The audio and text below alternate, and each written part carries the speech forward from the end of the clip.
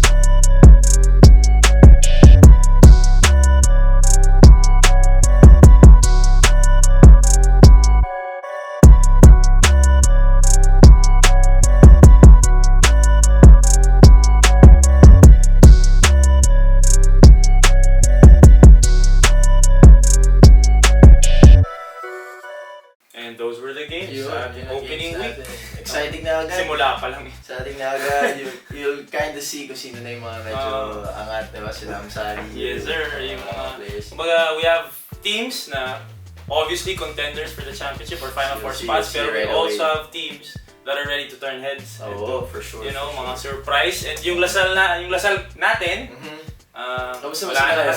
manalo sila nung opening game nila, pero wala na sila Joel, number 2 guy natin. Pero magaling daw yung strength and conditioning coach ng Lasal Green Hills. Magaling ba yun? Chelo Vito daw. Ayun. Vito. Grabe. The legend. Condition na OG. condition yun, pare. OG yung... Yeah. Congratulations to the Lasal Green Hills Greenies for getting their first win of the NCAA, and to all the winners nung opening week natin, congratulations. And yung mga maaga pa pero you'd also want to, get a head start sa ating standings para maganda. Pakita natin naman yung top 24 players natin this past week. Yes, sir. Tingnan natin who will be our number 1 player for the NCAA Week 1 ngayon sa rankings natin.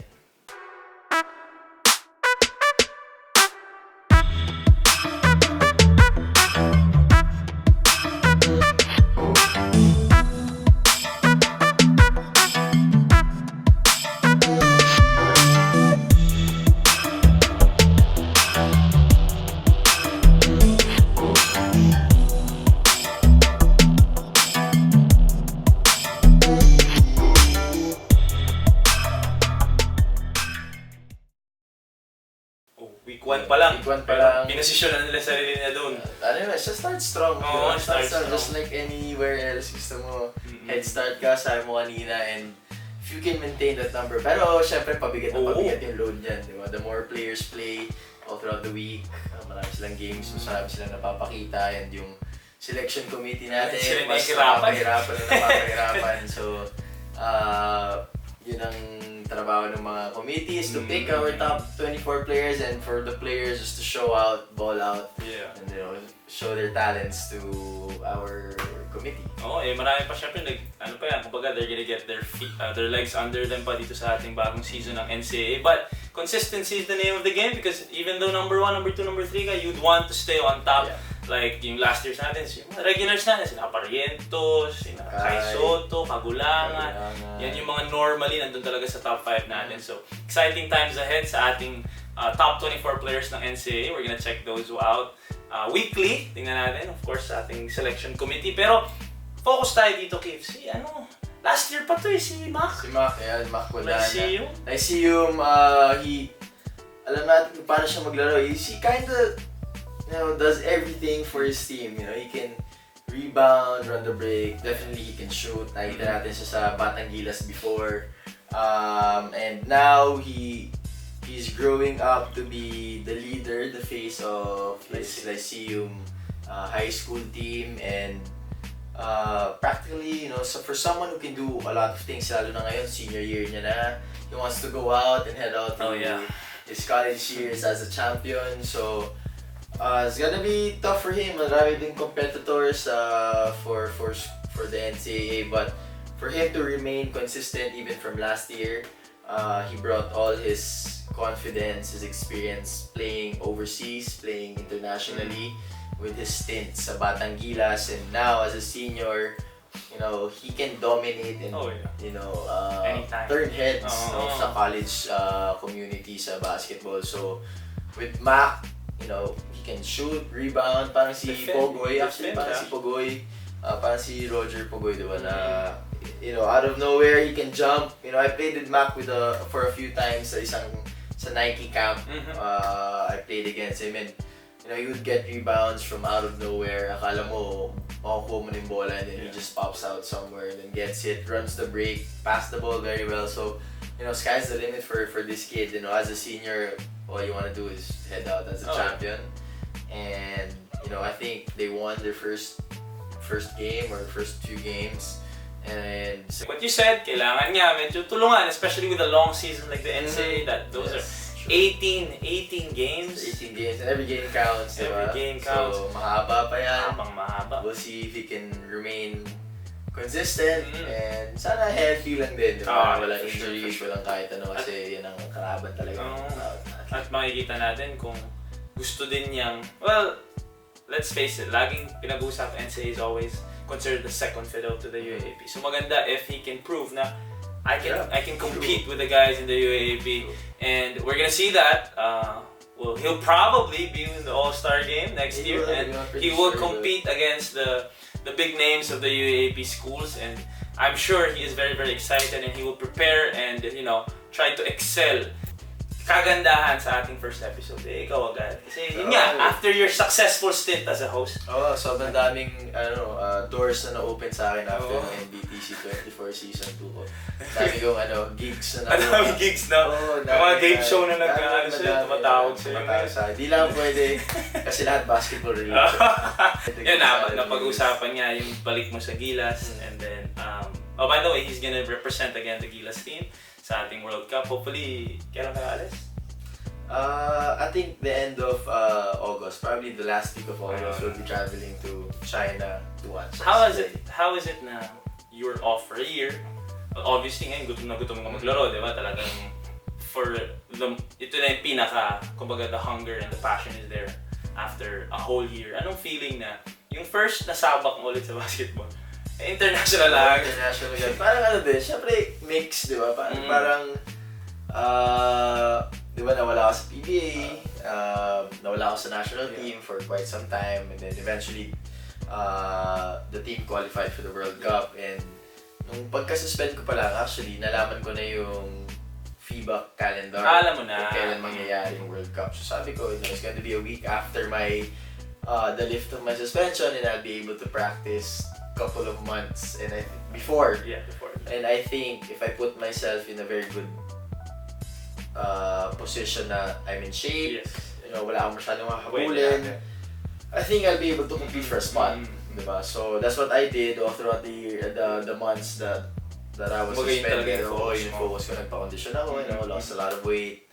Put myself, number one na napansin natin, guys. Put myself in a good position to compete for a slot. Kasi yun ang and then we all know what happened with Jason, hindi pa siya nakalaro. And swerte ko lang, things are falling into place na makakapaglaro ako, and hopefully I make it to the lineup. Even though kung hindi ka maka-line up, just being a part of this journey of the World Cup, it's history, it's part of history na, I'm more than happy to be part of it na. Let's talk about your other team, yung NLEX natin.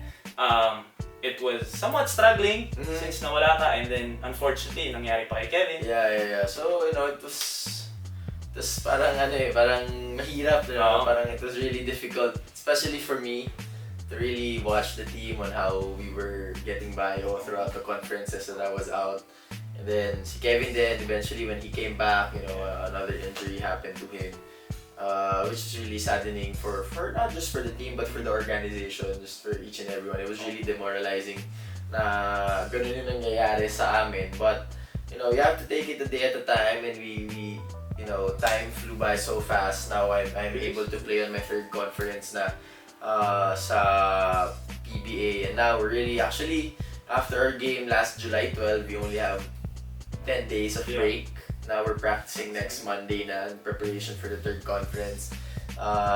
Since ako nga nawala na matagal, so the more I get to be with the team, pwede na talaga ako makasali, kasi when I came back on June 24, the season was still going, the conference was still ongoing, so hindi ako masyadong nakakasali. Of course, ayaw mo makagulo kasi focus pa sila, diba? So ngayon third conference now, it's we have no excuse to not play hard, no excuse to really lose a lot of games, just like what we were doing the past few conferences in the PBA. So hopefully hopefully we get to a good start. Importante, you only play 11 games in the elimination, so a good start is really important. And just everybody stay healthy. And how easy is it to play under coaching? How hard is it to play under coaching? And gaano kadali yung transition na coach mo din siya sa Gilas eh. So it's not that different na, kumbaga, yung chemistry nyo sa Gilas, nadadala nyo sa NLEX, yung chemistry sa NLEX, nadadala nyo sa Gilas. Yeah, hindi naman masyado may hirap actually, kasi same system lang kami ginagawa sa Gilas. So, transition-wise, it wasn't really hard for me. It's just more of really me getting into in shape and the chemistry with the guys. Since I was playing under Coach Chot during the national team before I got suspended, there was a really huge change in terms of So this manpower. I'm sorry, but this is the first time you're under coaching sa Gilas. Okay. So ito yung first ko, and huge change in manpower. Of course, there are a few guys of the few mainstays, Jason, Japet, Junmar. Those guys have always been there, whether kahit sino yung coach. Sila Troy, and now, Paul, Mark Baroka, sila Pogoy, nandiyan pa din, diba? So, Marshors, yung mga bago, sila Kuya Alex, kapag yun yung adjustment period ko ngayon na makakasama ko sila sa laro. Bolik, Perez, diba? So, Bolik, the rookies. Nandun sila ngayon, and it's just awesome that, I have my coach ng other team, coach din sa national team. So, gives you all the confidence in the world. Parang hindi ako nawala, diba? Sinasabi niya nga, but again, it's expectations to fulfill, and at the same time, I hold myself responsible into fulfilling those expectations by working hard, keeping myself in tip-top shape to be able to compete against, like Danilo Galinaris, Marco Bellinelli, Bogdanovic, sila Jokic, yung mga kalaban namin. Jokic, mga kalaban nila, guys. Diba? Joker. So, yun ang mga kalaban namin. So, it's gonna be tough, but it's going to be a crazy experience. Well, if anyone can meet expectations, or if anyone can surpass expectations, especially on the basketball court, of course it's you. Pero yun, exciting times ahead for the national team, and of course, our former host dito sa NBTC for Season 2. Always fun talking basketball with you and talking high school basketball kasi being a high school legend yourself, talagang alam mo what it takes to get on a certain level na ready ka na mag-college. How does it feel na iiwan mo na kami? Hindi naman iiwan, pero hindi ka na regularly nandito. Nandito din ako ngayon. Try to pay the visit as much as I can. Pero dun sa napag-usapan namin, syempre napanood natin yung games. Dun sa mga games na marami din tayong na-miss na highlights. Yung mga highlights ng mga batang to eh. Kala mo, hindi ko alam kung ano na pinapakain sa mga batang to eh. Di ko alam, top board lang, parang pag tumama ka na, ayos na, big time ka na. And ito yung favorite mo eh.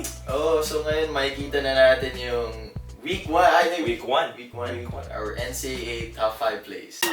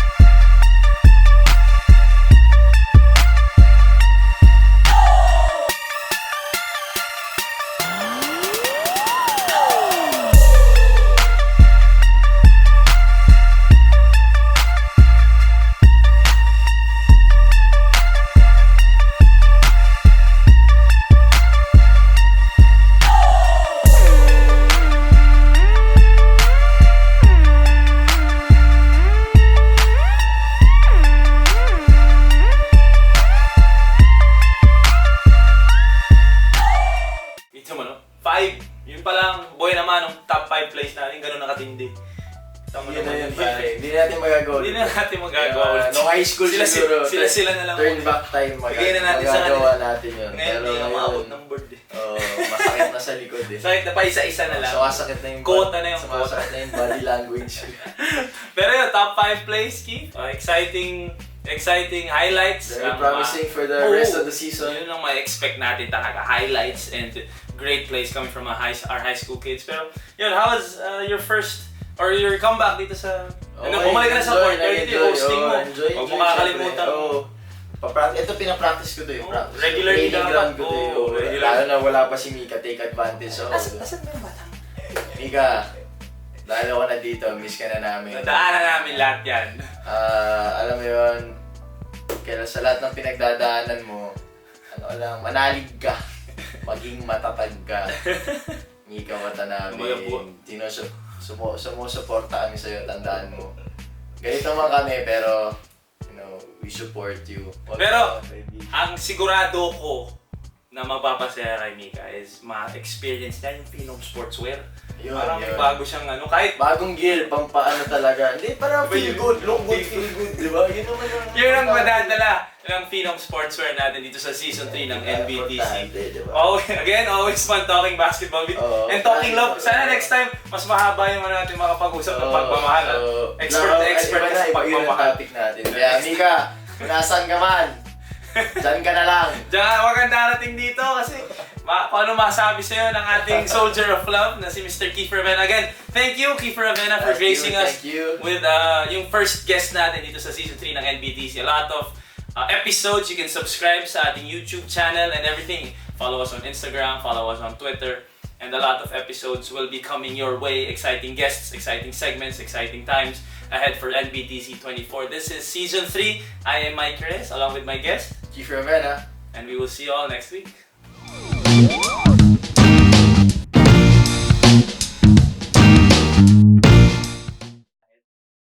I enjoyed making this video. Did you enjoy making this video? Yeah, of course. I'm sure everyone did. So if you did enjoy this video, you can catch the full episode on our social media accounts. Ano ba yung mga social media account natin? Yeah, so for more updates and videos, you can like our Facebook page by clicking the link here below. Oh, and don't forget, last year pa to, kung di pa kayo nakasubscribe, make sure to subscribe to our YouTube channel. You can find the link down here. Nandito ba? Down here? Actually, papahirapan ko sila. You can find the link up there, down here, up there, down here.